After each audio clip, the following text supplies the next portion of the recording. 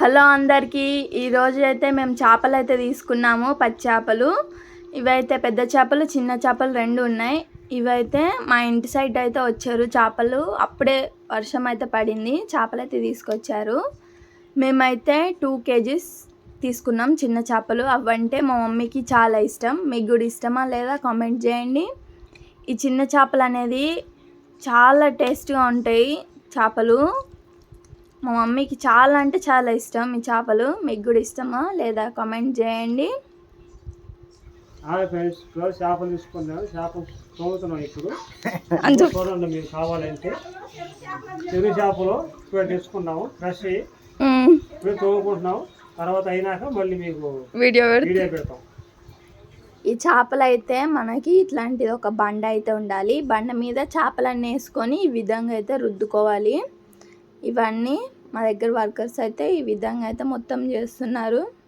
చూసారా, ఒకళ్ళు చేపలు తోముతున్నారు, ఇంకిద్దరు ముగ్గురు చేపలు అయితే కట్ చేశారు. నెక్స్ట్ అయితే మనమైతే రాళ్ళు ఉప్పు అయితే వేసుకొని ఈ విధంగా మొత్తం బాగా కలుపుకోవాలి. రాళ్ళు ఉప్పు అయితే వేసుకొని ఈ విధంగా బాగా అయితే మనం బాగా కలుపుకోవాలి. అప్పుడు దాంట్లో ఉన్న పైన ఏమన్నా ఉంటుంది కదా పొట్టు, అలాంటిది మొత్తం పోతుంది.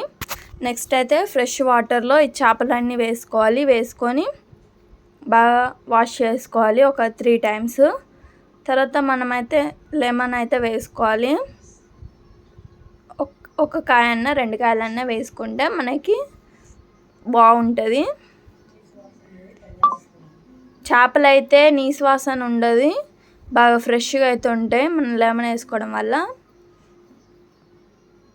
నెక్స్ట్ అయితే వాటర్ వేసుకొని బాగా వాష్ చేసుకోవాలి. చూసారా, ఈ విధంగా అయితే మనం వాష్ చేసుకోవాలి. చేపలు చూసారా ఎంత తెల్లగా వచ్చాయో. చాలా బాగా క్లీన్ చేస్తారు మా దగ్గర ఉన్న అంకుల్ వాళ్ళైతే. ఈ విధంగా మనం క్లీన్ చేసుకున్న తర్వాత ఇప్పుడైతే మనం కర్రీ ప్రిపరేషన్ అయితే చూద్దాం. రాళ్ళు ఉప్పు అయితే వేసుకోవాలి మనకి కూరకు సరిపోయినంత. నెక్స్ట్ అయితే పసుపు వేసుకోవాలి. మనము చేపల కూర అనేది ఇలా కలిపి పెడితే చాలా టేస్ట్గా ఉంటుంది. నెక్స్ట్ అయితే కారం, మనకి కూరకి తగినంత కారం అయితే వేసుకోవాలి. నెక్స్ట్ అయితే టమాటాలు అయితే వేసుకోవాలి. కొంచెం కారం ఎక్కువ తినేటోళ్ళు ఉంటారు, తక్కువ తినేటోళ్ళు ఉంటారు, అందుకే చూసుకొని వేసుకోండి. నెక్స్ట్ అయితే పచ్చిమిర్చి వేసుకోవాలి, అలాగే ఆనియన్స్. నెక్స్ట్ అయితే కల్యమాకు అయితే వేసుకోవాలి.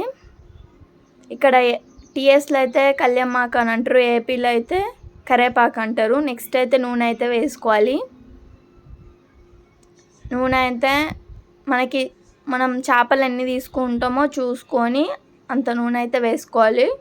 మేమైతే ఒక పావులు అయితే నూనె అయితే వేసుకున్నాం. మీరు చేపలు ఎన్ని తీసుకుంటారో అంత బట్టి నూనె అయితే యాడ్ చేసుకోండి. నెక్స్ట్ అయితే మనము ఈ చింతపండు అనేది ఫస్టే మనం నానబెట్టుకోవాలి వాటర్లో. తర్వాత మనము చింతపండు గుజ్జు మొత్తం ఈ విధంగా అయితే వడపోసుకోవాలి. చింతపండు పడకూడదు. ఈ విధంగా మనం ముందే నానబెట్టుకోవాలి చింతపండు. నెక్స్ట్ అయితే అల్లం పేస్ట్ అయితే వేసుకోవాలి. వేసుకొని మనం చేత్తోనే ఈ విధంగా బాగా మిక్స్ చేయాలి. నెక్స్ట్ అయితే పొయ్యి మీద పెట్టాం కదా, మనకి బాగా ఉడికిన తర్వాత మనం కొత్తిమీర అయితే వేసుకోవాలి. నెక్స్ట్ అయితే మసాలా అయితే ప్రిపేర్ చేసుకోవాలి. ధనియాలు, ఆవాలు, మెంతులు అయితే వేసుకోవాలి. మెంతులు ఎక్కువ వేసుకోవద్దు, చేదు వచ్చింది.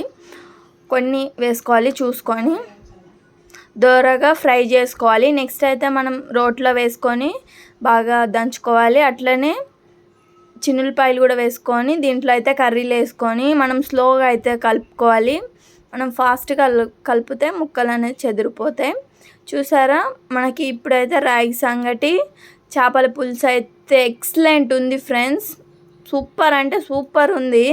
ఈ చేపల పులుసుకి అయితే కాంబినేషన్ రాగి సంగటి సూపర్ ఉంటుంది. మీరు కూడా ఒకసారి ట్రై చేయండి. చేపల పులుసు, ఆంధ్ర స్టైల్ చేపల పులుసు సూపర్ ఉంటుంది. మీరు కూడా ట్రై చేసిన తర్వాత ఏ విధంగా వచ్చిందో కామెంట్ చేయండి, లైక్ చేయండి, షేర్ చేయండి, సబ్స్క్రైబ్ చేసుకోండి. Thank you for watching.